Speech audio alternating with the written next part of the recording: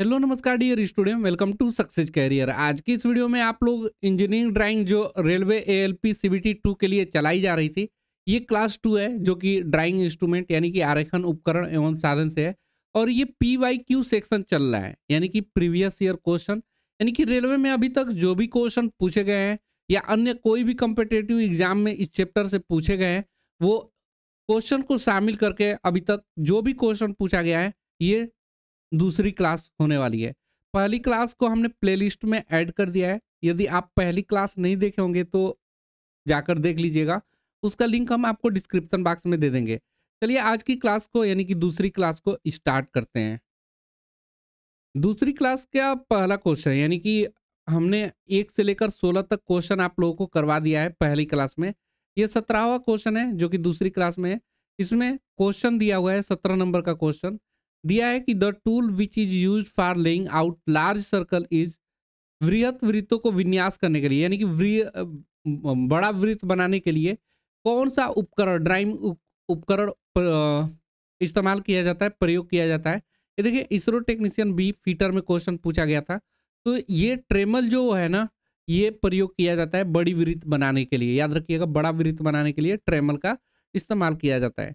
ये है ट्रेमल आप लोगों के सामने। अगर मान लीजिए कि ये सर्कल है ना, तो अगर ये माप लिया हुआ है तो ये 20 का सर्कल इतना बड़ा बना देगा ना। ठीक है, नीचे वाला नहीं दिखाई दे रहा होगा आपको। तो ये इतना बड़ा सर्कल बना देगा, यहाँ से अगर सेंटर यहाँ से यहाँ तक लिया गया है तो ये हो गया।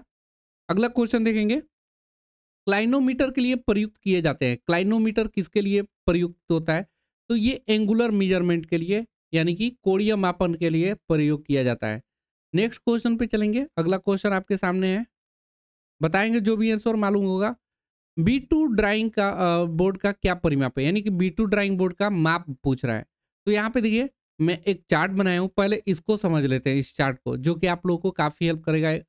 सबसे पहले देखिए एग्जाम में पूछा जाता है सबसे बड़ा, तो B0 जो ड्राइंग बोर्ड की साइज है ना, ये सबसे बड़ा होता है। क्या होता है? सबसे बड़ा होता है। और सबसे छोटा B3 या B4 या B5, जितना नाम रहेगा अधिक वही वाला होगा। तो यहाँ पे B2 का माप पूछा है। उससे पहले यहाँ पे ड्राइंग बोर्ड का मैं माप दिया हूँ, इसको पहले समझ लीजिए।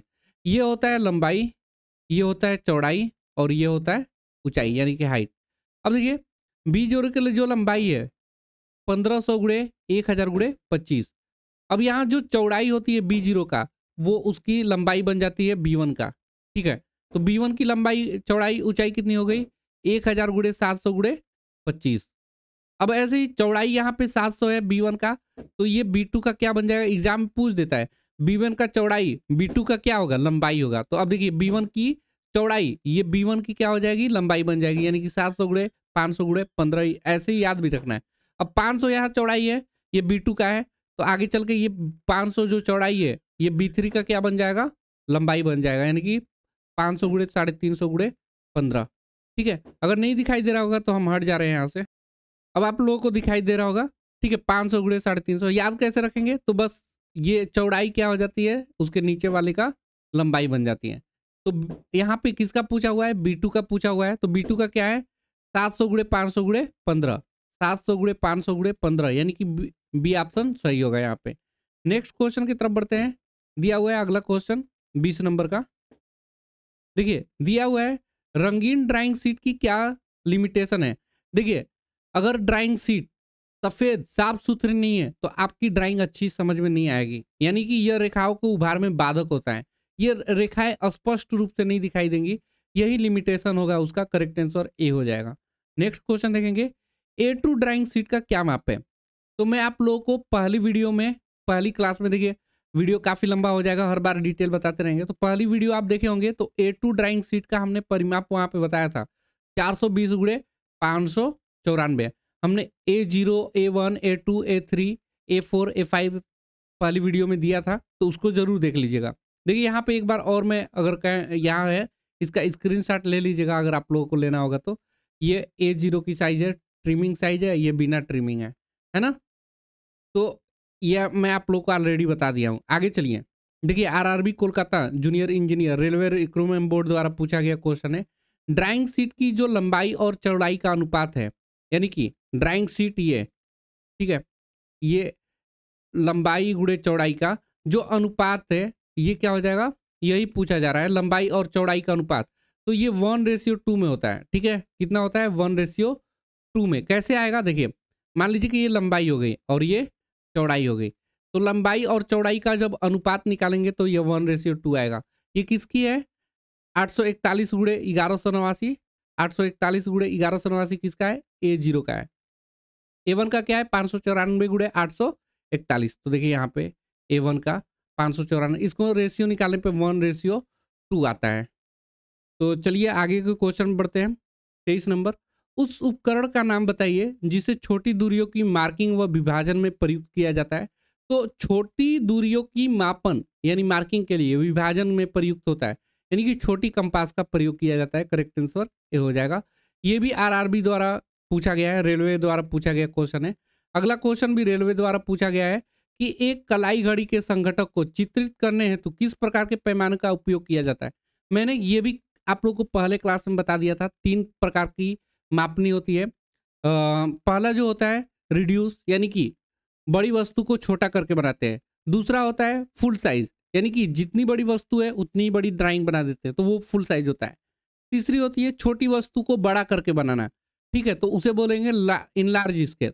तो यहाँ देखिए घड़ी कलाई घड़ी है, उसके पार्ट्स क्या होते हैं, छोटे छोटे होते हैं। और जब ड्राइंग पे बनाएंगे तो छोटा छोटा पार्ट्स बिल्कुल एग्जैक्ट साइज का नहीं बना पाएंगे, तो छोटी साइज को बड़ा करके बनाना पड़ेगा, यानी कि हम उसे बोलेंगे इन लार्ज स्केल। ठीक है, करेक्ट आंसर ये क्या हो जाएगा, बी वाला ऑप्शन सही हो जाएगा। आगे का क्वेश्चन देखिए, देखिए और क्वेश्चन देखिए, फुल साइज में क्या होगा, अगर मान लीजिए कि 10 मिलीमीटर लंबाई है, हम 10 मिलीमीटर लंबाई बना सकते हैं ड्राइंग पे, तो वो फुल साइज कहलाएगा। इन लार्ज स्केल क्या कहलाएगा, छोटी वस्तु है ड्राइंग पे नहीं बना सकते, तो उसे थोड़ा बड़ा करके बनाना पड़ेगा। जैसे घड़ी के पुर्जे, घड़ी के छोटे छोटे पुर्जे होते हैं, उनको हमें बनाना पड़ेगा बड़ा करके, तो वो इन लार्ज हो जाएगा। रिड्यूस स्केल क्या हो गया, बड़े बड़े भवन है, अब मीटर में होते हैं, फुट में होते हैं, या रोड की लंबाई चौड़ाई तो एक है, एक शहर से दूसरे शहर की जुड़ी किलोमीटर में होती है। अब उतना बड़ा हम तो ड्राइंग बनाएंगे नहीं, तो उसे छोटा करके बनाना पड़ता है, तो वो रिड्यूस स्केल है। बस इतना समझिए। चलिए आगे देखिए, अगला क्वेश्चन, किसी भी प्रकृति के निष्कोण को वक्रों को बनाने हेतु प्रयुक्त ड्राफ्टिंग उपकरण to draw the smooth curve of any nature, यानी कि कर्व लाइन बनाने के लिए, कर्व लाइन यानी कि कर्व लाइन का क्या मतलब होता है, ऐसी रेखा जिसकी लगातार बिंदुओं की दिशा बदलती रहे, वो कर्व रेखा है। जैसे मैंने ये बनाया, तो ये किससे, फ्रेंच कर्व के द्वारा होता है ना, बनाते हैं। फ्रेंच कर्व में देखेंगे टेढ़े मेढ़े होते हैं। देखिए ये फ्रेंच कर्व आप लोगों को आगे दिखा देंगे, फ्रेंच कर्व। आगे देखिए, parallel line can be drawn with the help of, समांतर रेखाओं का आरेखन किसकी मदद से किया जा सकता है, यानी कि समांतर रेखा किसके, टी स्क्वायर से खींच सकते हैं, मिनी ड्राफ्टर से भी समांतर रेखा खींच सकते हैं, सेट स्क्वायर से भी खींच सकते हैं। तो यहाँ करेक्ट आंसर क्या हो जाएगा, डी वाला करेक्ट आंसर हो जाएगा, उपयुक्त सभी। नेक्स्ट क्वेश्चन पे चलेंगे। मापन 1:2 से आप क्या समझते हैं। सबसे पहले देखिए, जो मापन यहाँ पे 1:2 है, जो नीचे वाला साइज रहता है वो एक्चुअल साइज होती है, यानी कि जो ड्राइंग की एक्चुअल साइज है ना, वास्तविक साइज वो है। और ऊपर जो लिया जाता है, ये ड्राइंग पे जो ड्राइंग बनाते समय साइज ली जाती है ना, वो है।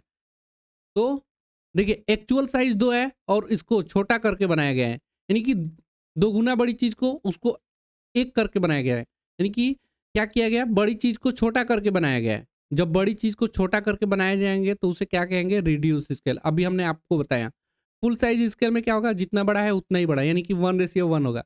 इन लार्ज में क्या होगा, तो इन लार्ज में क्या होता है, बड़ी वस्तु को छोटा करके, तो बड़ी वस्तु है यहाँ पे देखिए, बड़ी वस्तु को छोटा करके बनाया गया है, तो ये क्या हो गया, बड़ी वस्तु को, तो ये reduce scale. In large scale में क्या होगा, छोटी वस्तु को बड़ा करके, छोटी वस्तु को बड़ा करके, ठीक है, तो ये इन लार्ज होगा। छोटी वस्तु है बड़ा, जैसे कलाई घड़ी की पुर्जे छोटी छोटी है, तो उसे बड़ा करके तो इन लार्ज होगा।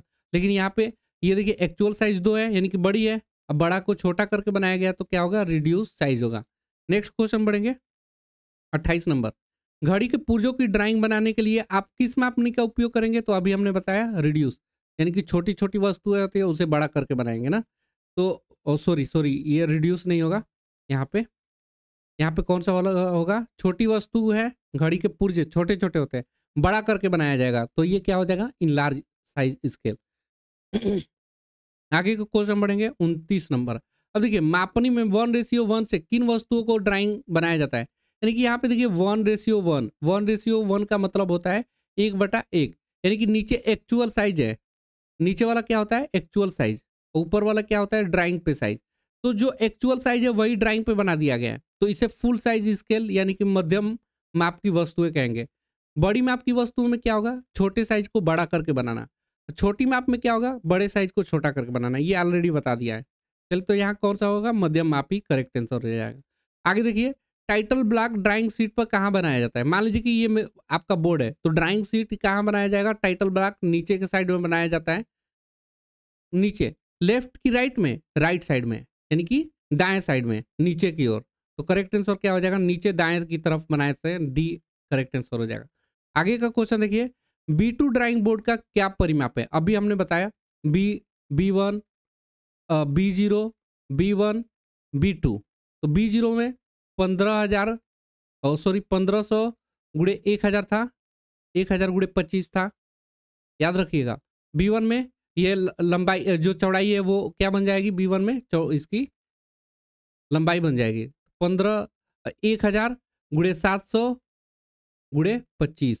और ये B2 का पूछा है, तो B2 का क्या हो जाएगा, अब 700 जो है ये B2 का लंबाई बन जाएगा, जो B1 का चौड़ाई है ये B2 का क्या बन जाएगा, लंबाई बन जाएगा। तो 700 गुड़े 500 गुड़े 15, ये याद रखना पड़ेगा। तो बी ऑप्शन यहाँ पे सही हो जाएगा। नेक्स्ट क्वेश्चन बढ़ते हैं, आप किस परिमाप के ड्राइंग बोर्ड पर काम करते हैं। तो B2 साइज याद रखिएगा, B2 साइज पे ड्राइंग बोर्ड पर काम करते हैं हम लोग। आगे का क्वेश्चन देखिए, B2 की साइज यहाँ पे अभी बताया ना, B2 700 गुड़े 500 गुड़े 15, ये सभी mm में होते हैं, मिलीमीटर में होते हैं। आगे का क्वेश्चन आप किस, चलिए ये भी हमने कर ही दिया। मुक्त हस्त चित्रण में उपयोग किया जाता है, ये देखिए RRB का रेलवे का क्वेश्चन है। तो मुक्त हस्त आरेख में कोई भी ड्राइंग उपकरण इस्तेमाल ही नहीं करते हैं, ना ही मिनी ड्राफ्टर का, मतलब किसी भी प्रकार का ड्राइंग उपकरण का इस्तेमाल नहीं करते हैं। बस पेंसिल और हाथ से जो ड्राइंग बनाते हैं वही मुक्त हस्त चित्रण होता है, फ्री हैंड स्केच होता है। तो इसमें मापनी भी यूज नहीं होगा, स्केल भी यूज नहीं होगा, प्रोटेक्टर भी यूज नहीं होगा, यानी कि इसमें इनमें से कोई नहीं करेक्ट आंसर हो जाएगी। आगे का क्वेश्चन बढ़ते हैं, निम्नलिखित में से कौन सत्य है। ठीक है, ये भी रेलवे के द्वारा पूछा गया क्वेश्चन है, सत्य कौन सा है ये बताना है।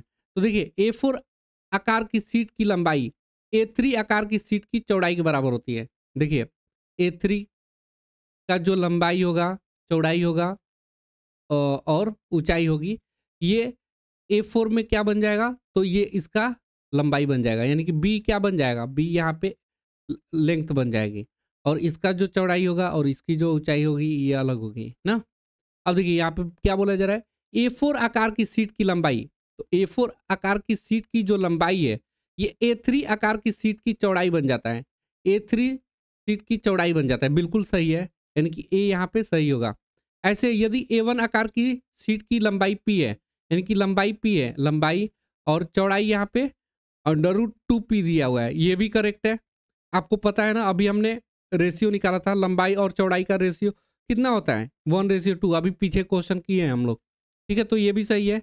अगला देखिए, 2A0 का आकार की सीट की चौड़ाई 2 मीटर स्क्वायर होता है, ये भी सही है, यानी कि उपयुक्त तो क्वेश्चन क्या हो जाएगा, डी आंसर सही हो जाएगा। नेक्स्ट क्वेश्चन यहाँ पे देख लीजिए, यहाँ पे ड्राइंग सीट की लंबाई चौड़ाई यहाँ पे दिया हुआ है, तो ये मैंने बता दिया। अगला 35 नंबर का क्वेश्चन देखिए, एक ड्राइंग सीट का परिष्कृत आकार यानी कि ट्रिम साइड किस लाइन द्वारा दिया जाता है, तो ये मार्जिन लाइन द्वारा दिया जाता है। करेक्ट आंसर क्या हो जाएगा, सी हो जाएगा। नेक्स्ट क्वेश्चन देखिएंगे, समान त्रिकोण के सिद्धांतों पर निम्न पैमाने का नाम बताइए। तो त्रिकोण के सिद्धांत पे कौन काम करता है, विकर्ण मापनी काम करती है, विकर्ण पैमाना जिसे बोलते हैं, ये करेक्ट आंसर हो जाएगा। नेक्स्ट क्वेश्चन 37 नंबर, दिया ड्राइंग बोर्ड पर कई आकार के होते हैं, ड्राइंग बोर्ड, ठीक है। देखिए, ड्राइंग बोर्ड को B0 B1 से भी ले लेते हैं और D0 के नाम से भी ले लेते हैं। नामी ड्राइंग बोर्ड का नाम D0 सबसे बड़ा वाला है, ठीक है, यानी कि 1500 गुड़े 1000 गुड़े 25, याद रखिएगा। आगे का क्वेश्चन देखिए, फ्रेंच कर्व का प्रयोग किस लिए किया जाता है, तो कर्व लाइन खींचने के लिए है ना, यानी कि किसी भी तरह का वक्र लाइन खींचने के लिए, ठीक है, करेक्ट आंसर बी हो जाएगा। नेक्स्ट क्वेश्चन देखेंगे, भारतीय मानक संस्थान के अनुसार इंजीनियरिंग स्केल का प्रकार क्या होता है, फुल स्केल हो चाहे निम्न स्केल या उच्च स्केल, उपयुक्त सभी यहाँ पे करेक्ट आंसर हो जाएगा। फुल साइज स्केल अभी बताया, जितनी बड़ी ड्राइंग है 10 मिलीमीटर का है, 10 मिलीमीटर का ड्राइंग पे बनाएंगे, 10 मिलीमीटर की वस्तु है 10 मिलीमीटर का बनाएंगे तो फुल साइज स्केल कहलाता है। दूसरा है निम्न साइज स्केल, यानी कि बड़ी वस्तु जैसे कि घर का छोटा करके बनाना पड़ेगा, ठीक है, तो ये रिड्यूस स्केल, निम्न साइज स्केल। उच्च स्केल क्या कहलाता है?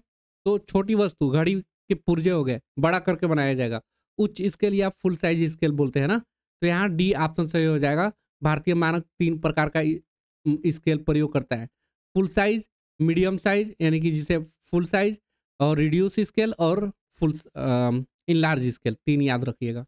आगे देखिए, ड्राइंग में बहुउद्देशीय ड्राइंग मशीन का क्या नाम है? देखिए, बहुउद्देशीय यानी कि बहुत से उद्देश्य पूरा करते हैं, यानी कि उसमें सब चीज होगा, मिनी ड्राफ्टर, प्रोटेक्टर, चांदे का काम भी कर लेगा, यानी कि हर एक ड्राइंग उपकरण का पूरा, तो ये ड्राफ्टिंग मशीन होती है। करेक्ट आंसर क्या हो जाएगा? सी हो जाएगा। आगे का क्वेश्चन देखिए, मापन 2:1 किस प्रकार की मापनी है? अभी मैं बताया, देखिए 2:1 यहाँ पे लिख लीजिए, इसका मतलब क्या हो गया? 2/1। नीचे मैं बता रहा हूँ एक्चुअल साइज है, और ऊपर क्या होता है? ड्राइंग पे साइज है। तो एक्चुअल 1 है, 1 को 2 कर दिया गया, यानी कि एक्चुअल साइज 1, इसे बड़ा करके बना दिया गया। जब छोटी साइज की वस्तु को बड़ा करके बनाते हैं तो उसे क्या बोलते हैं? वृद्धि कारक, यानी कि फुल इनलार्ज स्केल बोलते हैं ना, वृद्धि कारक मापनी। ठीक है, आगे क्वेश्चन देखिए, 2H पेंसिल किस काम आती है? ठीक है, डार्क लाइन खींचने में, मोटी लाइन खींचने में, कम दिखने वाली। जितना ज्यादा हार्ड होगा 2H, एच का मतलब हार्ड, तो वो उतनी ही कम लाइन जैसे खींचेगी ना, कम दिखने वाली लाइन खींचने के लिए। 2H से ज्यादा जैसे 3H हो गया तो वो और कम दिखाई देगा, 4H हो जाएगा तो और कम, ठीक है, 6H हो जाएगा और कम, 7H होगा तो और कम, यानी कि सबसे कम दिखाई देने वाला 7H होगा। जैसे जैसे H की मान कम होता है वैसे वैसे मतलब कि दिखना चालू होता है। ठीक है, आगे देखिए, यहाँ पे दिया हुआ है, यहाँ पे मैं एक आप लोग को लाइन के माध्यम से समझा दे रहा हूँ। ये इससे क्वेश्चन पूछता है, यहाँ पे मान लीजिए कि हार्डनेस से हम शुरू करते हैं, 9H हो गया, फिर 8H होगा, 8 हो जाएगा, तो यहाँ पे क्वेश्चन पूछा जाता है सबसे हार्ड धातु, तो 9H हो जाएगा। तो ऐसे ही 7H, 6H, 5H, 4H, ठीक है, ये 4H तक क्या हो जाएगा? हार्ड में आएगा। किस में आएगा? हार्ड में आएगा। किसमें? हार्ड में, 4H तक। उसके बाद आता है H, 3H हो जाएगा, 3H से लेकर 3H, 2H, फिर उसके बाद 1H, फिर यहाँ पे बी, एफ ले लीजिए, एच बी ले लीजिए, बी ले लीजिए। तो ये बी किस में आता है? ये मीडियम वाले में आता है, मीडियम में। अभी मैं कुछ आप लोगों को बताता हूँ, अभी बताऊंगा मीडियम। फिर उसका बी के नीचे जाएंगे तो 2B, 3B, 3B, ऐसे ही 7B तक जाता है। तो अब देखिए, ये किस में आ जाएगा? 2B से लेकर 7B, ये साफ्ट में आ जाएगा। तो जो सबसे ज्यादा साफ्ट रहेगा, यानी कि 7B सबसे साफ्ट, क्वेश्चन पूछ देता है सबसे साफ्ट, तो 7B, यानी कि बी जितना ही अधिक होगा वो साफ्ट होगा, और वो उतना ही डार्क चलेगा। और जितना ही एच का मान अधिक होगा, यानी कि वो हार्ड होगा, उसके लीड जल्दी छोड़ेंगे नहीं, ठीक है, और वो हल्का बनाएगा। तो ये क्वेश्चन पूछता है सबसे हार्ड तो 9H, सबसे सॉफ्ट 7B। बोलेगा डार्क लाइन किससे बनाएंगे? 7B से, तो 7B, यानी कि बी का मान जो अधिक रहेगा वही बनाएगा। आगे का क्वेश्चन देखिए, फ्रेंच कर्व का प्रयोग किया जाता है क्षैतिज रेखा खींचने में नहीं, ऊर्ध्वाधर रेखा में नहीं, अनियमित वक्र खींचने के लिए, अनियमित आकार के वक्र खींचने के लिए, वक्र लाइन खींचने के लिए प्रयोग किया जाता है। ये फ्रेंच कर्व आप लोगों के सामने देखिए, अनियमित आकार का, ऐसा अगर लाइन खींचना है तो यहाँ से खींच देंगे, यहाँ से इस प्रकार का लाइन खींचना है तो यहाँ से ऐसे खींच देंगे। तो यहाँ ये फ्रेंच कर्व है। आगे देखिए, ड्राइंग बोर्ड कई भागों से बना होता है, इनमें से एक भाग बैटन होता है। बैटन का उद्देश्य क्या होता है? आइए बैटन का उद्देश्य दिखाते हैं। यहाँ पे ड्राइंग बोर्ड है, बैटन किसे बोला गया है? ये देखिए, ड्राइंग बोर्ड बनाते समय ना, जिसे हम लोग पटरा बोलते हैं, ऐसे ही उसी को स्ट्रिप्स बोला जाता है। ये देखिए, जो पटरे टाइप का है स्ट्रिप, इनको मिलाकर इन्हीं को बांधे रखने के लिए बैटन का प्रयोग किया जाता है। इनको सहारा देने के लिए, सपोर्ट देने के लिए, बांधे रखने के लिए, और ये इधर उधर न मुड़े, इसके लिए भी इसका प्रयोग बैटन का किया जाता है। तो आइए अब क्वेश्चन पे चलते हैं। तो दिया है, ड्राइंग बोर्ड में कई भाग बने होते हैं, जिनमें से एक भाग बैटन का उद्देश्य क्या होता है?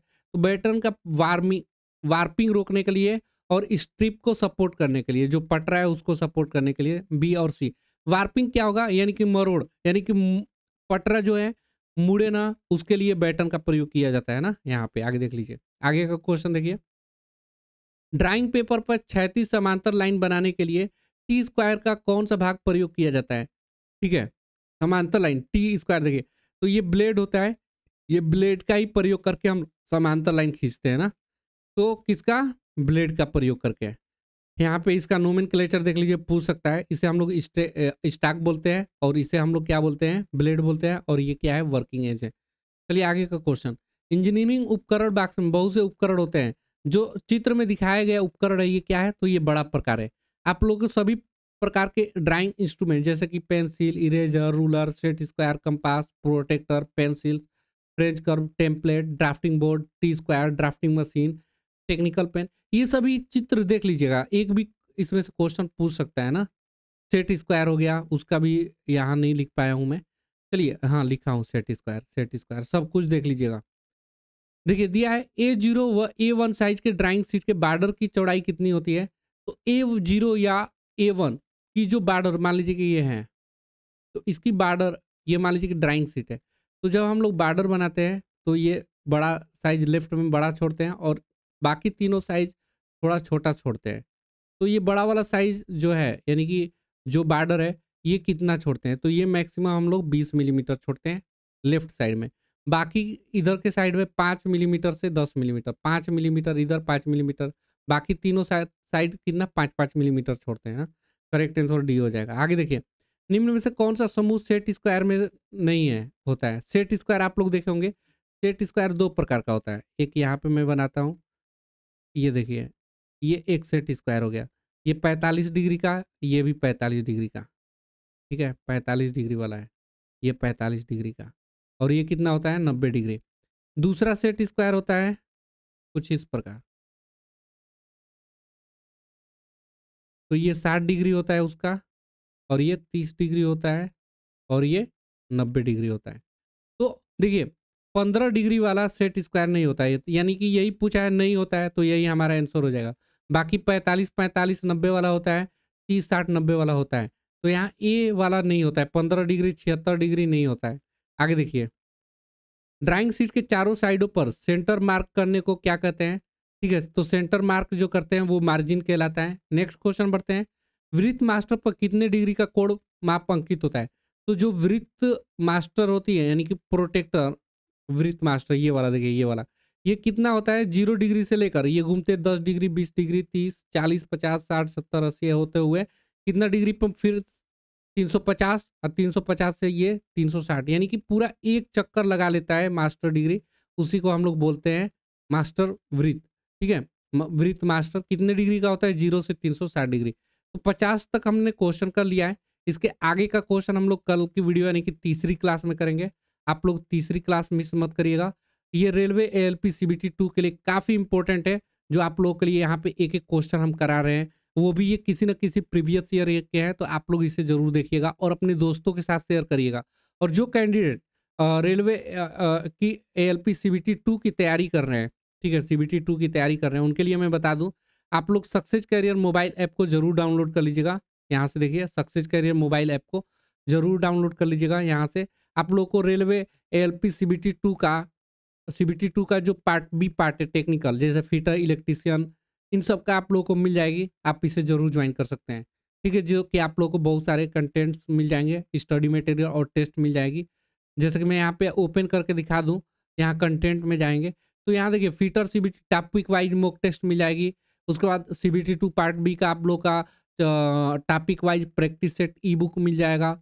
उसके बाद यहाँ पे देखेंगे CBT 2 फुल प्रैक्टिस सेट मिल जाएगी मॉक टेस्ट के रूप में, और फिटर नीमी वाला मॉक टेस्ट मिल जाएगा। तो ये आप लोग जरूर ज्वाइन कर ले सकते हैं अपनी तैयारी के लिए। आज के लिए वीडियो में इतना ही। Thanks for watching this video guys. मिलेंगे नेक्स्ट वीडियो में, तब तक के लिए बाय, जय हिंद।